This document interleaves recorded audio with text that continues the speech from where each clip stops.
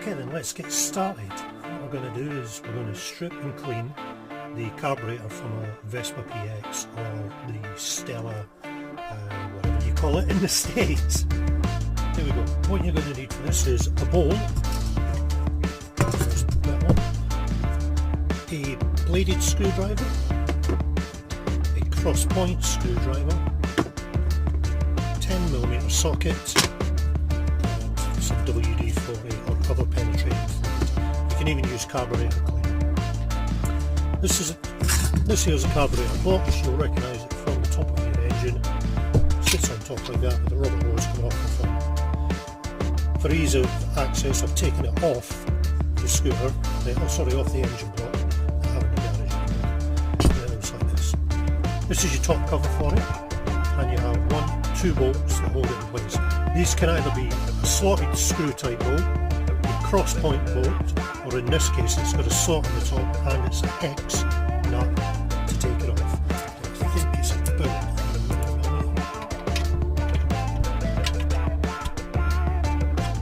9mm. I'm just going to use a bladed screwdriver. So what I want to do is take off these two bolts.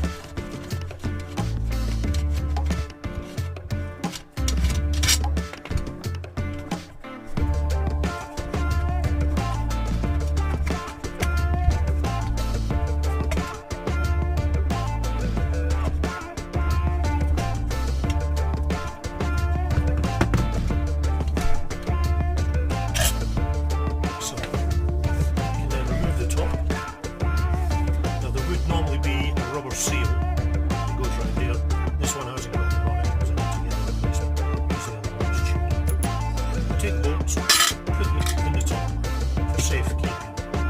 And underneath what you're going to find is your air filter, which also has two screws holding it. One here and one at the back. One at the back is actually a stepped one, so it only goes in, it will only fit into the one that's always the rear facing way. I mean, it's stepped and screwed, so put that in there as well. And take the other one off.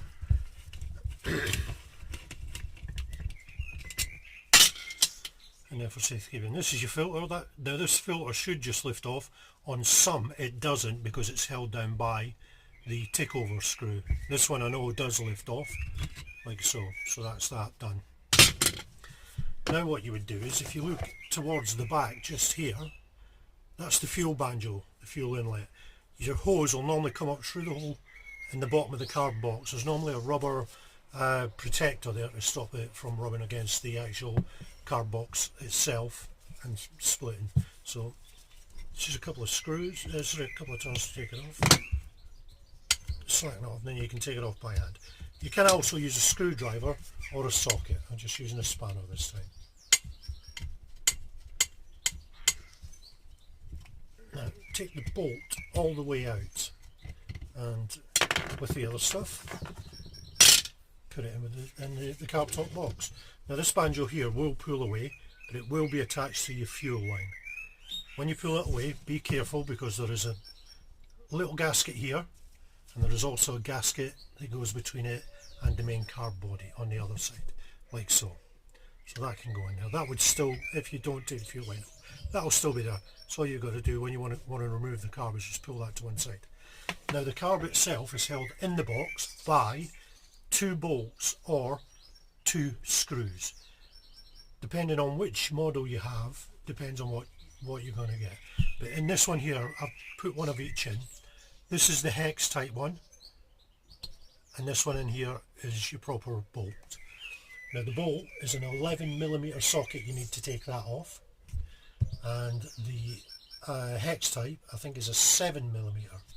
So you would unscrew them, and your hex type one looks like that, and there is nothing actually on the top of the engine casing.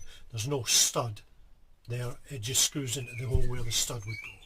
So you pop that into the other one on the other side. These aren't done up obviously because it's not in the frame. The other one is an 11mm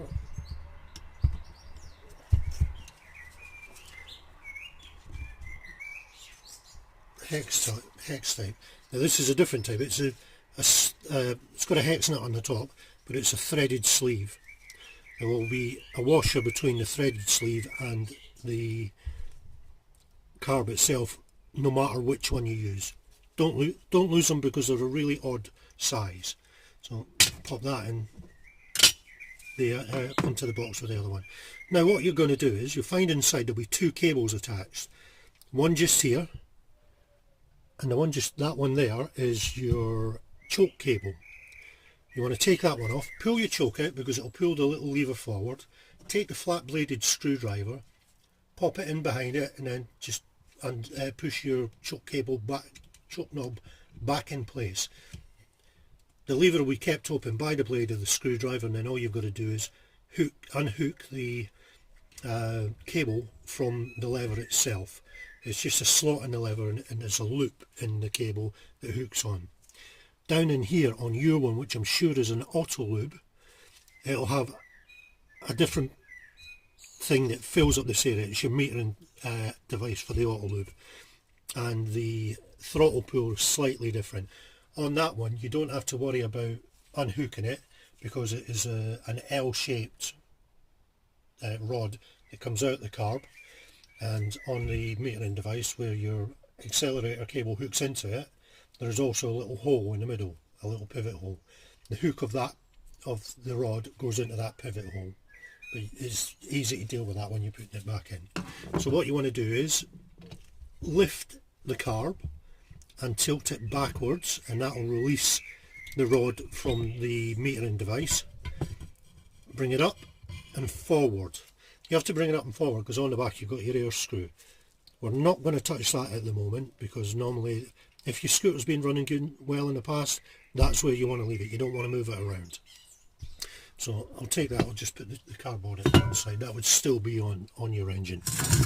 And I'll take the bowl and we'll carry on with the next part.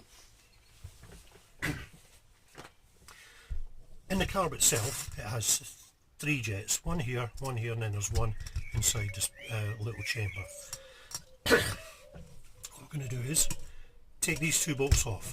The long one goes at the back. Or does it? Well, there's 2 different lengths anyway. I'll work it out in a second which one's which.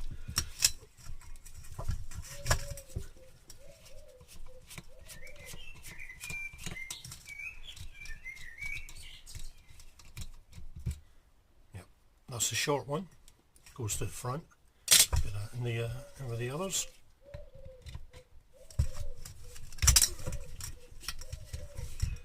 Now this you can either use a flat bladed screwdriver or if you want a small socket. And, oh sorry, no, it's the short one at the back and the long one at the front. They are quite a difference in length. So what we're going to do is we're going to lift the float out of the float bowl, and that lifts straight up. There's a gasket underneath between the two, and your other your other jet is in here. Float assembly, with your float on the bottom. Obviously it's a valve, a needle valve here that when the chamber's full, it closes off the fuel. Now the fuel will come in through this side here, goes through the body, then goes up the centre of the body into this bell housing on top. It'll go flood out through the bell housing, and then there is a membrane filter under this cap which filters out particulates. It'll then drop down into another reservoir, and then when that builds up, when the float drops down, that allows the fuel that's in there to carry on its journey into the main fuel bowl. So what we'll do is we'll take this one off now and I'll show you that.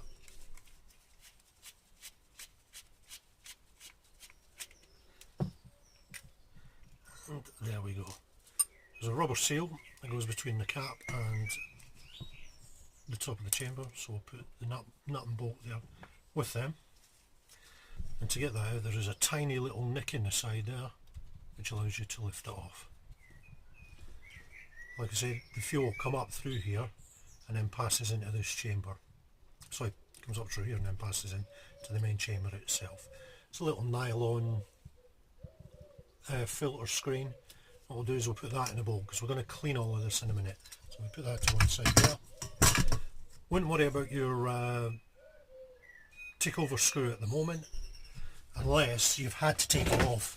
It's not going to make a lot of difference, because all that happens is that pushes the slide inside backwards and forwards. There's a little camber on the slide, and the pin presses down on it and it'll move along the camber, allowing the float, your takeover, to be faster or slower.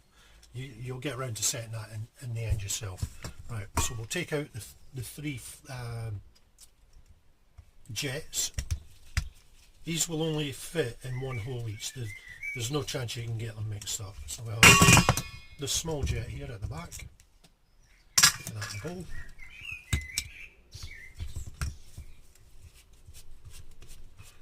This is your main jet. It actually comes in 3 parts. So you can't pull it all apart. It's that part and then this main part at the top. We'll put that in there for the time being. And we'll get the third one out of here.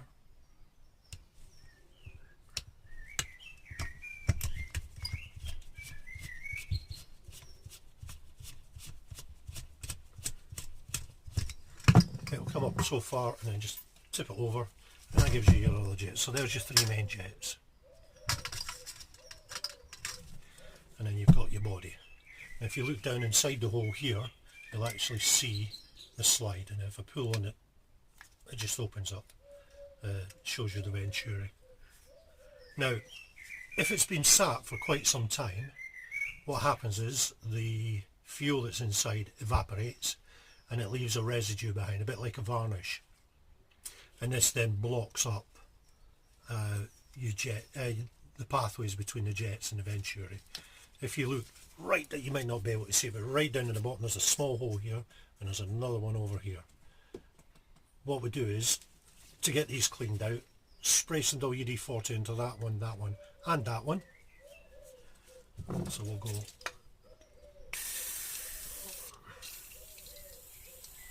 It's handy if you've got a straw, the straw to do this, but I haven't. I've lost it again. And they will gradually eat through the rubbish that builds up inside. Now take the WD-40 and spray it into the bowl. And you're going to put quite a lot in here because you want it to build up.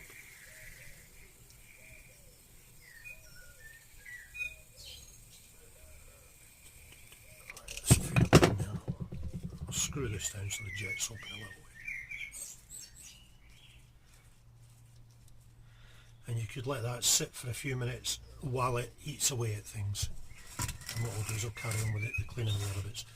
What I normally do, spray some in here, just a liberal soaking of everything.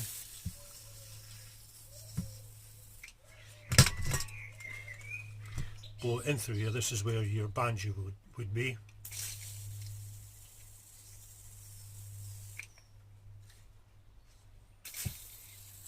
Blow it inside that little reservoir, just to let it dissolve anything. And as I hold that there, you'll actually see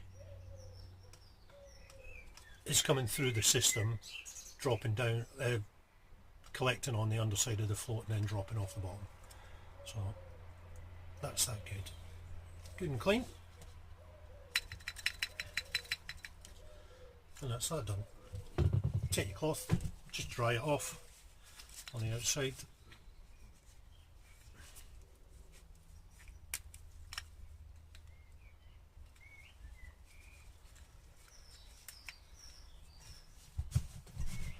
Place that to one side. Now, the filter membrane, give that a spray. Both sides, it'll push anything that may be trapped in it through. And that's that done. And what we want to do, we'll just reassemble this part. The hole in the middle of it is actually shaped, so you can only put it on one way round. Doesn't matter which way up it goes, it'll just end up being pointing in the correct direction. Then take the cover and the gasket, put that in place, reattach that top screw, and that'll hold that down.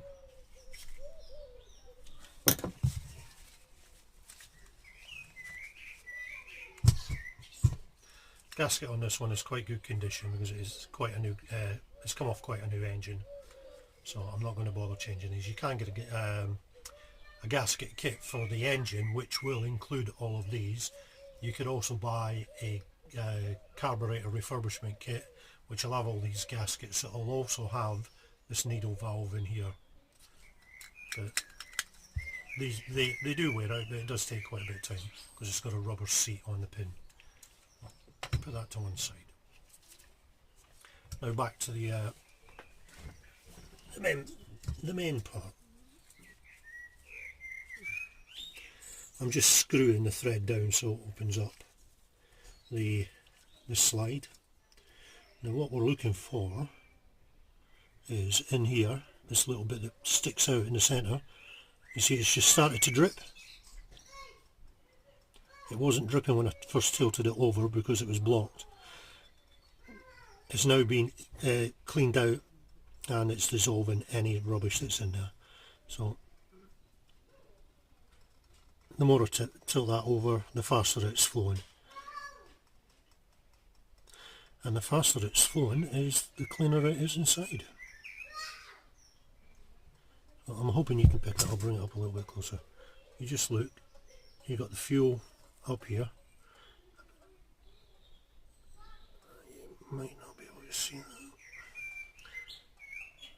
that. You can't see, but it's actually dripping out that tube that comes out the centre one there, that brass looking tube. It's actually dripping through there, and that's what you want. That's where your fuel comes out of the reservoir and into the main part of the body, having gone through the jets. And that's right, and that is basically it clear now. The pathways will work fine. So tilt it over, quickly dry it off.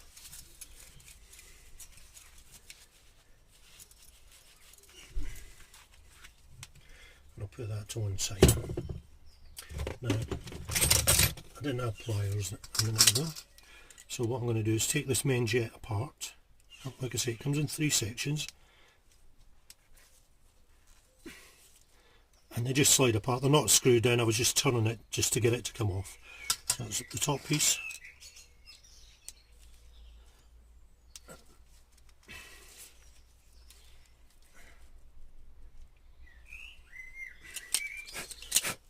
I'm having trouble getting that one off, just basically because I'm wearing gloves and I can't get a good purchase on it.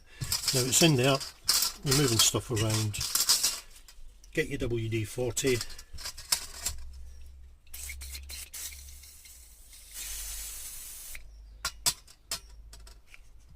And then just spray through, making sure that the tiny little pilot holes are clear.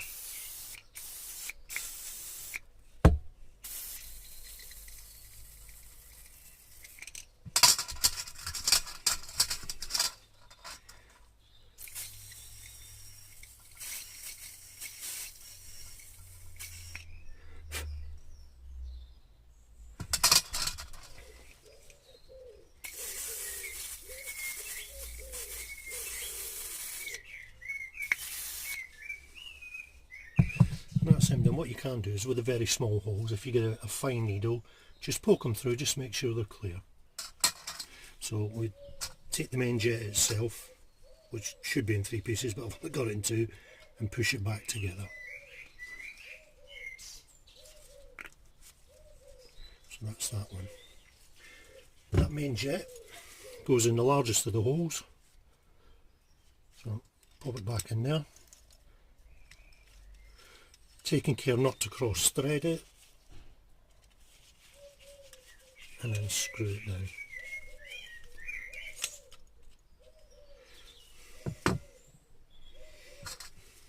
2 more jets. Oh, a slightly shorter ended one with the screw so far up it goes in that hole there, and to the, it's in the front hole next to the chamber, the fuel reservoir. Put that one in and screw it back down. And take this one, goes in the back hole,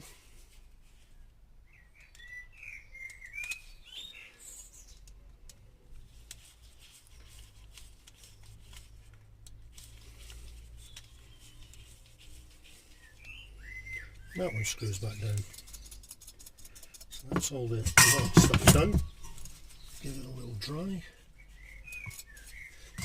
Put your bolts to one side, you're not going to need that again. And that's it. If you look inside, it's nice and clean looking in there. So you know if there's any crap in there, just tilt it out, give it a little rinse, pour it away, then dry it off. So that's that done. To reassemble, oh, getting ahead of myself here. I'm going to put the float bowl back on. It only fits in one way around, like that. And remember, it's the 2 screws. The short one goes to the back.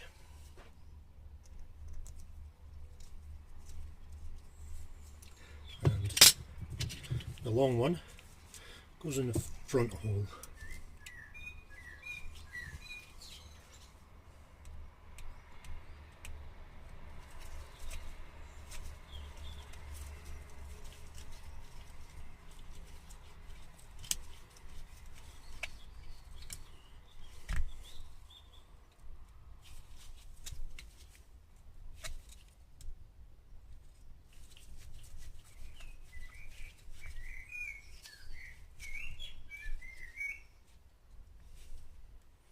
You just have to take care when putting the screws back in, because the screws are steel and the actual body of the carburetor is made of aluminium and will chew the threads up quite easily. So we've got that to there. Now reassembling the carb. Oh, just one more thing. What I was saying earlier on with the choke, when you pull the choke lever out, that's the little lever I'm talking about there, and it will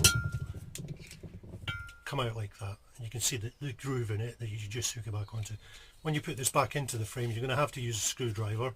Just pop it in behind it, pull it all the way forward, and then get a pair of long nose pliers, pick up the end of the cable, and then just hook it over the end there and let it back in. This is your actual throttle rod, the pull rod.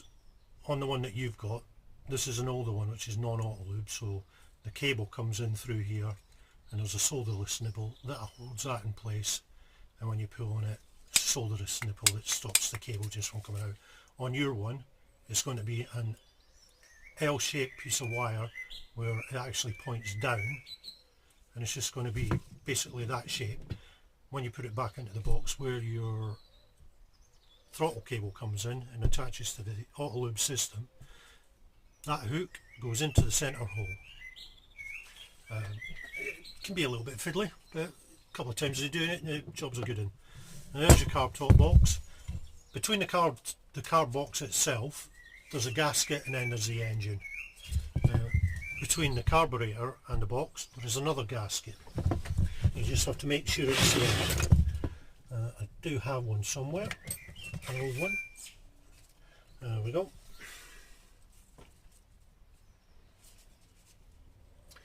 And it fits that way up, goes on there. Now between, you'll notice there's another hole here, and that's for a screw that actually holds the carb box onto the top of the engine so it doesn't move around. You need to just make sure that's done up tightly. You don't have to take it out, just make sure it's secure. That way it holds it down and it stops any air from getting in. You then put this on, because on the other engine, if it's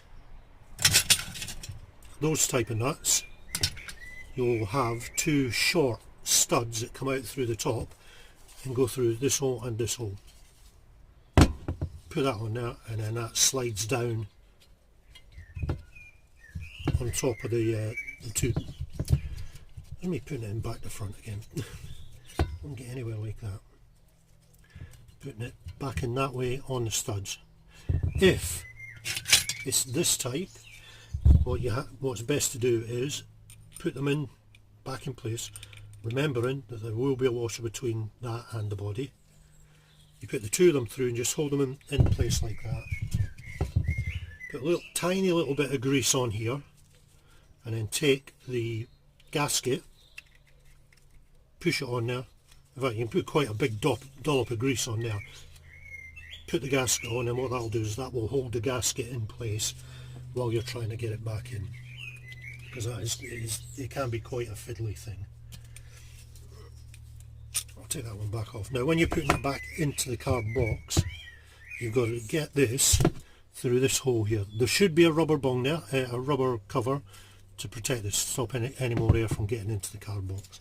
So put it in at an angle, line up the holes, drop it down, and then it should pop onto the two studs if you've got the two studs.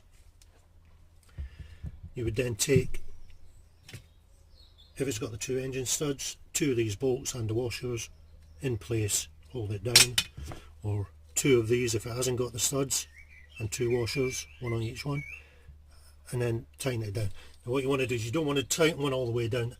Do a bit on one, bit on the other, just go backwards and forth, back and forth, and it'll bring it down nice and square to the carb body, and that will hold all that in place. So these are going to go to one side. Now after you've done that, your carb body's in place and it's not going anywhere.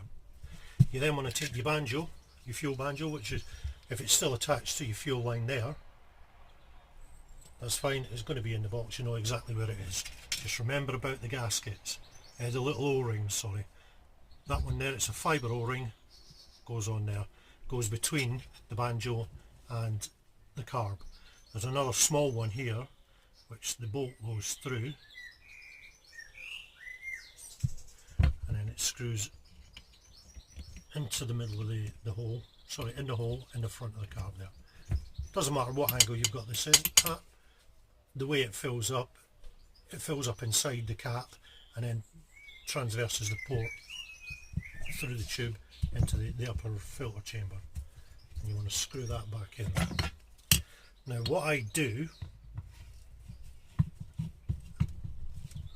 that's it all the way back in. Now if I've emptied the fuel tank, what I'll normally do is I'll jack the back of the scooter up, take the back wheel off, and then I'll remove the fuel line from the banjo, pull it down through the hole because it gives you access so you can see where it goes, and then I'll get an old, if I just want to drain off the fuel that's in it because it's old, I'll get an old fuel can, put it in underneath, open up the tap, and then let the whole thing run out, and it'll flush it, it'll empty the tank, gets rid of all the old fuel then.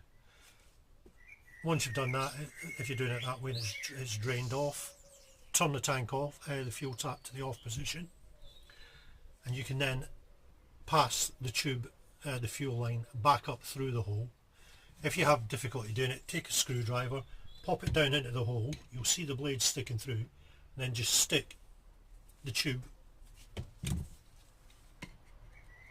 onto it and then push it up, and that'll guide the pipe back inside.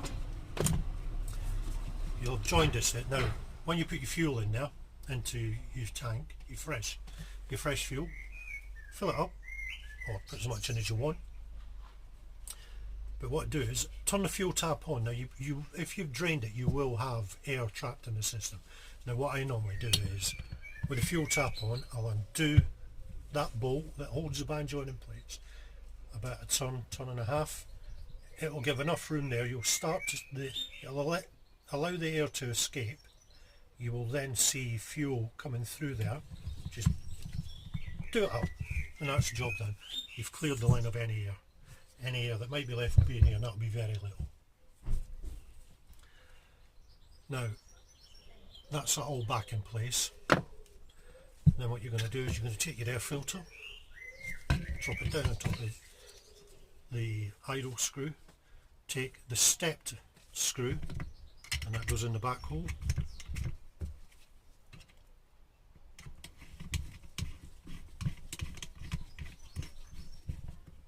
You don't want to screw it all the way down tight, and then take the front screw, which is a full length screw, there isn't any step on that one, and it goes in the front hole.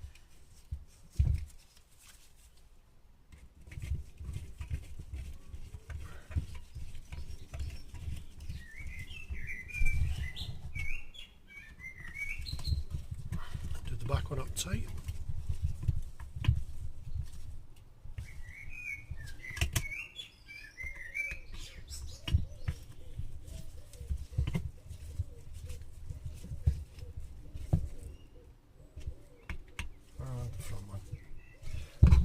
that's them in place. You've already got your choke cable on and your accelerator, your throttle cable in place.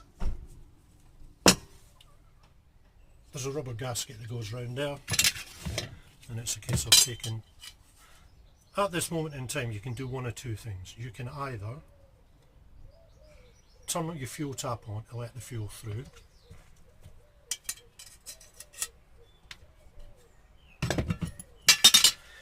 to charge the system, and you could start the scooter up in this position, and that's pretty good, because what it does is it allows you access to the carburetor. You might if you're having trouble turning it over to start it, you can get a thing called Easy Start. It's an aerosol aerosol. It's a high octane booster, and just spray it into the air filter here. That will suck that down into the system. The other thing you can do is remove your spark plug, spray a bit of it in there. Spray it for about 30 seconds, then release it. Quickly put your spark plug back in, do it up, put the spark plug cap on, pull your choke out, and then try and start the scooter. The high octane stuff should give it a burst of life straight away. 9 times out of 10 I've found it starts maybe 2 or 3 kicks. It just takes a little bit of time to get enough fuel in through the crank system and up and into the chamber, into the cylinder before it will go. That's that. So if it's started and you're happy, what I would do is this screw here, the idle screw, screw it all the way down. When you start your engine up, your engine will go real fast. That's fine, it's running. Slowly unscrew it, half a turn at a time.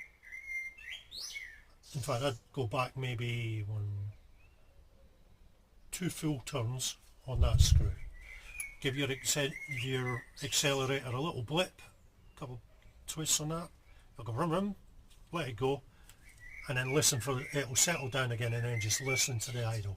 If it's still a little bit fast, half turn on the screw, do the same again until you get a tick over that's more of a chug chug chug chug chug chug chug chug chug chug chug.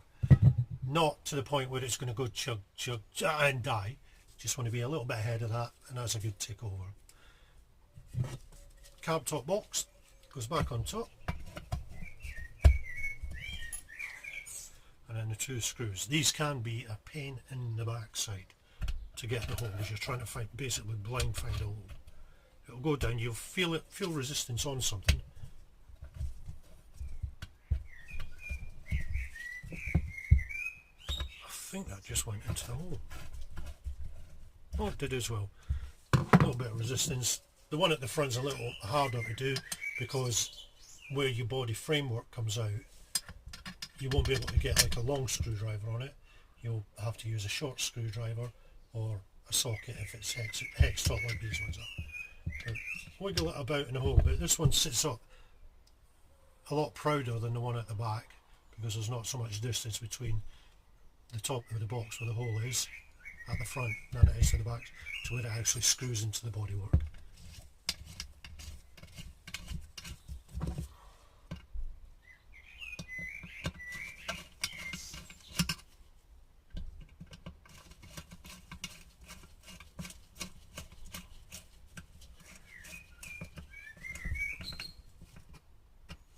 Did that one up tight, and back to the one at the back.